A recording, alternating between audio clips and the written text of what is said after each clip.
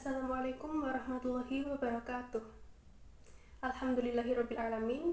Wabihi nasta'in. Wa ala umuri dunia wadin. Wassalatu wassalamu ala asrafil anbiya'i wal mursalin. Wa ala alihi wa sahbihi ajma'in amma ba'd.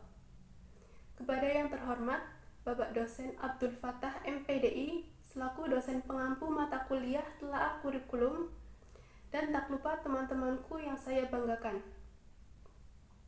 Saya Fitria Januari dari Prodi PAI 6A. Di sini saya akan menjelaskan materi dengan judul Tujuan dan Karakteristik Kurikulum Merdeka Belajar. Sebelum kita masuk pada materi tujuan dan karakteristik kurikulum Merdeka Belajar, di sini kita perlu mengetahui apa itu Merdeka Belajar. Merdeka Belajar yaitu salah satu upaya kemerdekaan dalam berpikir dan berekspresi. Merdeka Belajar dikembangkan dengan lebih fleksibel dan berfokus pada materi esensial serta pengembangan karakter dan kompetensi peserta didik, memberikan kepada peserta didik untuk belajar sebebas-bebasnya dan senyaman-nyamannya dengan tenang, santai, gembira, tanpa adanya stres dan tekanan, serta memperhatikan minat dan bakatnya masing-masing. Jadi, di sini guru memberikan arahan dan membimbing apa yang murid tersebut kuasai di bidangnya, ataupun di bidang pengetahuan di luar hobi dan kemampuannya, sehingga mereka mengekspresikan kepada teman-temannya tentang pengetahuan yang dimilikinya itu secara terbuka. Jadi sesama teman itu bisa sharing-sharing apa yang mereka kuasai.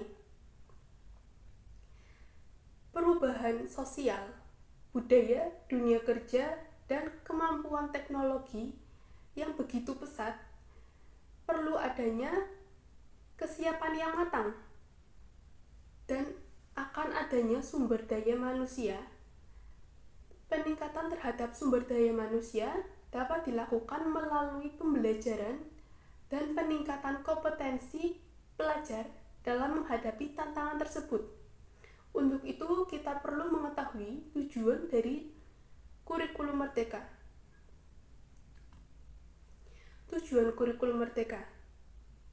Merdeka Belajar adalah upaya memerdekakan pemikiran generasi penerus bangsa dengan harapan dapat menentukan level kompetensi dan minat bakat masing-masing anak. Kemerdekaan ini mengarahkan kepada kemerdekaan akan merdeka dalam berpikir, merdeka dalam berinteraksi, merdeka dalam institusi, dan merdeka dalam hal lainnya, di mana kemerdekaan ini diharapkan generasi muda nantinya akan mendapatkan kehidupan ekonomi yang lebih baik. Anak-anak setelah mengikuti pendidikan pada sekolah dan masuk ke dunia kerja menjadi memiliki kesempatan ekonomi dapat melakukan inovasi atau minat dan bakatnya masing-masing. Nadiem Makarim menjelaskan bahwa kemerdekaan Merdeka Belajar hendaknya dilaksanakan pada setiap jenjang. Jenjang tersebut mencakup kemerdekaan otak, kemerdekaan interaksi, kemerdekaan kemitraan, kemerdekaan institusi, dan lainnya. Pelaksanaan tersebut dapat ditetapkan melalui regulasi fundamental melalui Peraturan Pemerintah Nomor 57 Tahun 2021 tentang Standar Nasional Pendidikan dan Pengembangan Kompetensi Guru dan Kepala Sekolah. Kurikulum ini berkontribusi dalam menciptakan pembelajaran yang inklusif. Peserta didik tidak hanya dapat diikuti oleh yang memiliki kebutuhan secara khusus, tetapi mampu menerima iklim pembelajaran yang berbeda antara budaya, sosial, agama, tradisi, suku, dan bahasa antar wilayah yang ada di Indonesia. Kurikulum ini secara inklusif menerapkan profil pelajar Pancasila ditercermin dalam dimensi kebinekaan global dan akhlak kepada sesama berbasis proyek. Selanjutnya, kita akan menjelaskan karakteristik utama kurikulum merdeka. Di sini ada 3 karakteristik utama kurikulum merdeka. Yang pertama, peningkatan pada keterampilan dan karakter. Salah satu ciri utama yang ada di dalam kurikulum merdeka yakni peningkatan pada keterampilan dan karakter, yakni berfokus pada peningkatan keterampilan dan karakter siswa. Salah satu cara untuk meningkatkan soft skill dan karakter yakni melalui percobaan dan pembuatan proyek. Dengan metode percobaan dan pembuatan proyek, maka siswa dapat terlibat langsung untuk mengamati konsep yang telah dipelajari dan yang tengah dipelajari.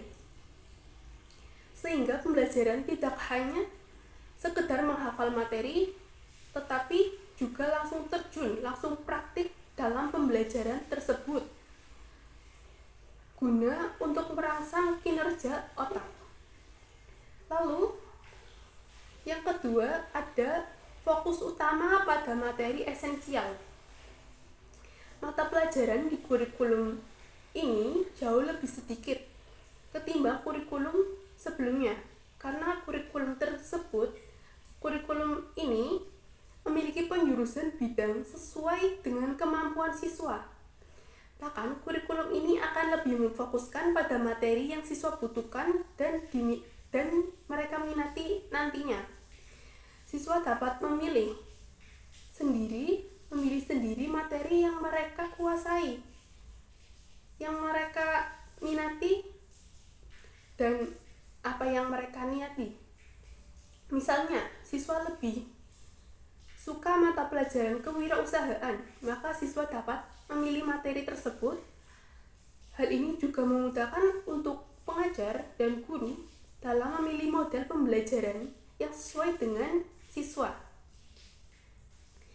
Lalu yang ketiga, kegiatan pembelajaran lebih fleksibel. Dalam implementasi kurikulum merdeka, kegiatan belajar mengajar jadi lebih fleksibel karena capaian pembelajaran terhitung per fase. Hal ini memungkinkan pihak sekolah mengatur sendiri waktu untuk menerapkan pembelajaran. Selain itu, guru juga dapat menyesuaikan dengan metode pembelajaran yang sesuai dengan minat peserta didik tersebut. Misalnya, seperti metode diskusi, pembelajaran berbasis proyek, dan lain sebagainya. Ketiga karakteristik kurikulum merdeka tersebut bisa menjadi pembeda dengan kurikulum sebelumnya.